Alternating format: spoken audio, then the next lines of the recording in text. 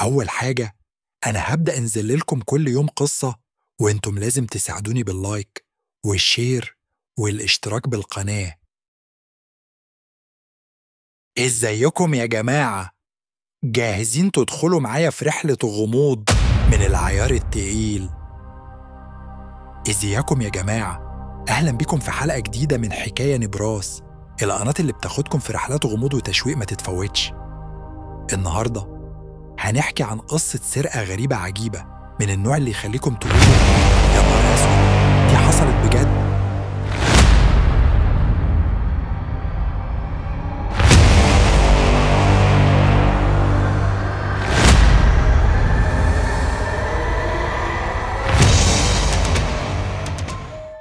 في سبتمبر 2019 في قصر بلينهايم في إنجلترا حصلت سرقة هتدخل التاريخ.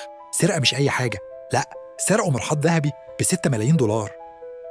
أيوة، زي ما سمعتوا، مرحاض مصنوع من الذهب الخالص، عيار 18 قيراط. مين اللي سرقه؟ إزاي؟ وليه؟ وإيه اللي حصل بعد كده؟ استعدوا، لأننا هنغوص في رحلة مليانة تفاصيل، غموض، وحتى شوية كوميديا. كل القصص ممكن تبدو شبه بعض، بس لما نبراس يحكيها هتحس إنك عايشها بكل لحظة بأسلوب هادي وواقعي هيخليك تفكر وتستكشف الحقيقة ورا اللغز ده. تخيلوا معايا قصر فخم من النوع اللي تشوفوه في أفلام هوليوود. ده قصر بلينهايم في أوكسفوردشاير بإنجلترا، مكان مش بس تاريخي، ده أسطورة. القصر ده بني في القرن ال18، وكان بيت عيلة دوقات مارلبورو، وحتى وينستون تشرشل رئيس وزراء بريطانيا الشهير اتولد فيه. المكان ده زي تحفة معمارية، مليان حدائق خضراء، قاعات فخمة، وتاريخ يحكي عن أيام الملوك والأمراء. كل سنة آلاف السياح يزوروه، مش بس عشان جماله، لكن عشان معارضه الفنية اللي بتجذب ناس من كل حتة في العالم. في 2019 القصر كان مستضيف معرض فني غريب بعنوان أمريكا للفنان الإيطالي ماوريتيسيو كاتيلان. كاتيلان ده فنان معروف بحاجاته الغريبة، زي تمثال قرد معلق أو موزة لزقها بشريط لاصق على الحيطة وباعها بملايين. في المعرض ده كان في قطعة فنية خطفت الأنظار، مرحاض ذهبي اسمه أمريكا. المرحاض ده مش مجرد تمثال، لأ، ده مرحاض بيشتغل بجد، يعني لو عايز تستخدمه تقدر.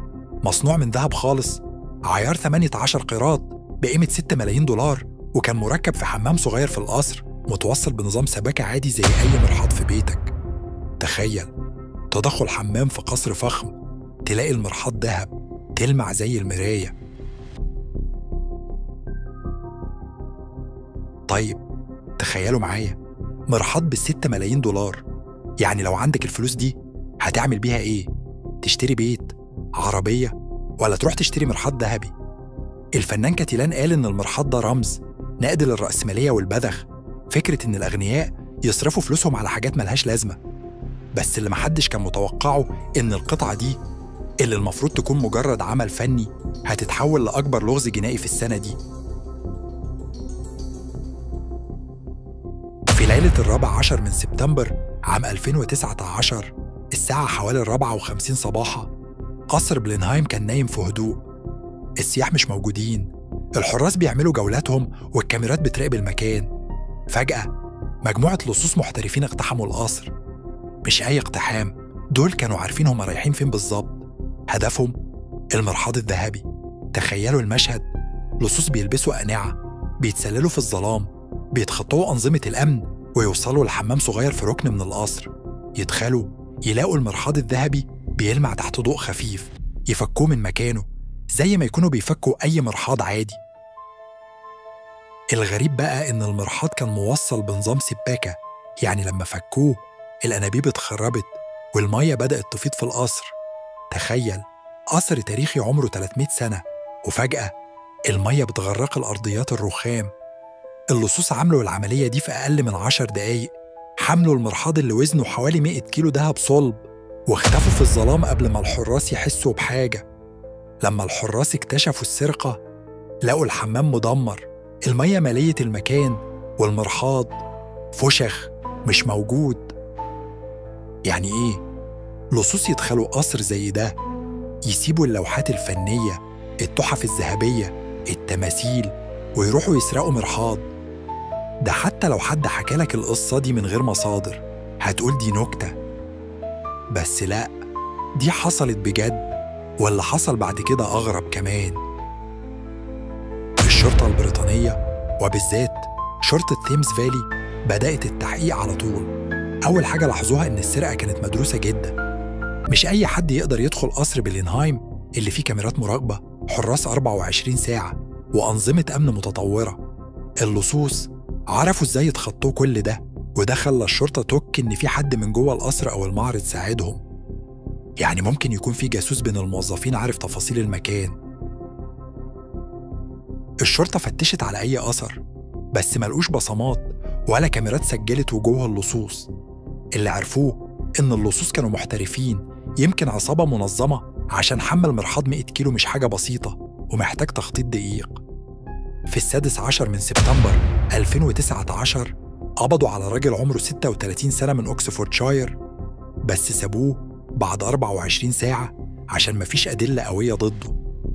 بعدها بين أكتوبر 2019 ونوفمبر 2020 قبضوا على 4 أشخاص تانيين، منهم واحد اسمه جيمس شين 38 سنة، اللي اتهموه رسمياً في 2023 بسرقة المرحاض وجرائم تانية زي سرقة أعمال فنية من معرض في لندن. الشرطة بدأت تحط نظريات عشان تفهم إزاي السرقة حصلت. أول نظرية إن اللصوص كانوا جزءاً من عصابة محترفة متخصصة في سرقة الأعمال الفنية. المرحاض رغم إنه غريب كان قطعة فنية ب6 ملايين دولار، يعني هدف مغري. تاني نظرية إن المرحاض اتسرق عشان يتذوب ويتحول لسبائك ذهب تباع في السوق السوداء. الذهب الخالص سهل إنك تذوبه، و100 كيلو ذهب تساوي ثروة. تالت نظرية، ودي الأغرب، إن السرقة كانت نوع من التحدي أو العمل الفني نفسه. يعني ممكن حد يكون سرق المرحاض عشان يثبت نقطة، زي نقد الفنان كاتيلان للرأسمالية. كاتيلان نفسه لما اتسأل عن السرقة قال كلام غريب. قال إنه مش مستبعد إن المرحاض لسه موجود كقطعة كاملة، يمكن عند جامع أعمال فنية غريب الأطوار أو عصابة بتحب الفن. حتى ضحك وقال إن السرقة دي زي لو هي عمل فني جديد عشان خلت الناس تتكلم عن المرحاض أكتر من أي وقت. تخيلوا، الراجل شايف إن سرقة عمله الفني جزء من الفن نفسه. السرقة دي ما كانتش مجرد خبر عابر، لأ، دي بقت قصة عالمية.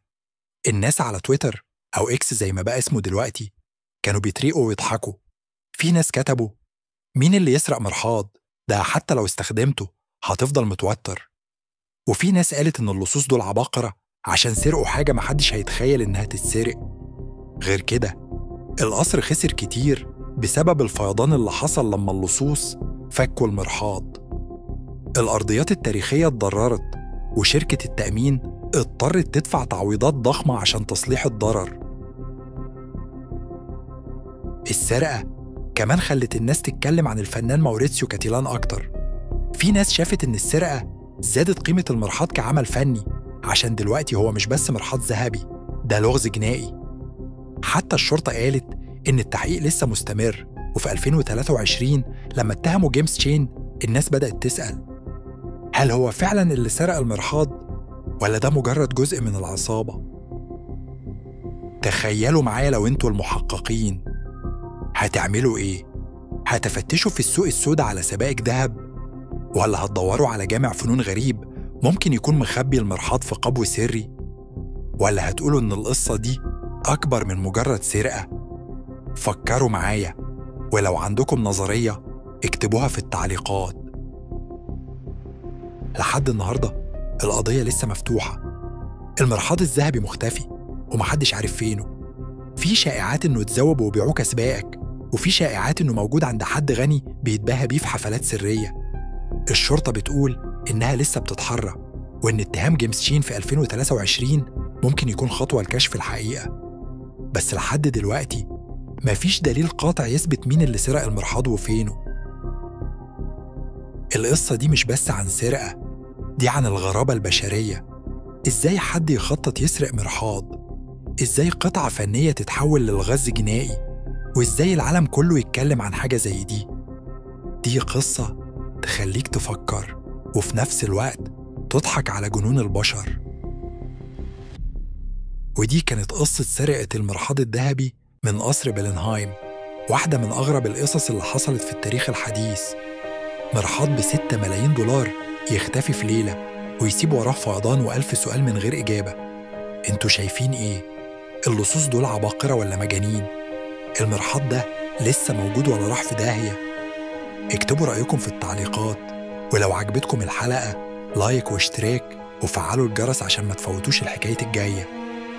مع نبراس، كل قصة بتحس إنك عايشها، وهنتقابل في لغز جديد مليان تشويق. سلام يا شباب.